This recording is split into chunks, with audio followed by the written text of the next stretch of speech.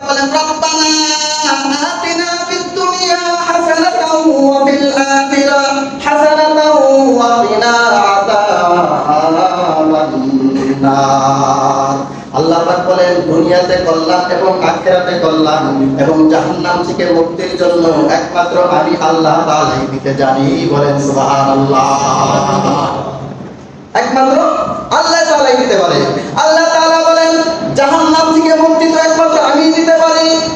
আর পৃথিবীর কেউ পারে না, কোনো পীর বাবা পারে না, কোনো মাওলানা সাহেব পারে না, কোনো হুজুরে পারে না। পৃথিবীর এমন কোনো পয়গম্বর নাই তিনি বলবে যে আমি তোমাদেরকে জান্নাত দিয়ে দিব, জাহান্নাম থেকে মুক্তি দিব, দুনিয়ায় কল্যাণ দিব, আখিরাতে কল্যাণ দিব। এইরকম পৃথিবী কেউ বলতে পারবে না, একমাত্র আল্লাহ তাআলা ছাড়া। এই জন্য আল্লাহ তাআলাকে ভয় করতে হবে, আল্লাহ তাআলার হুকুম পালন করতে হবে।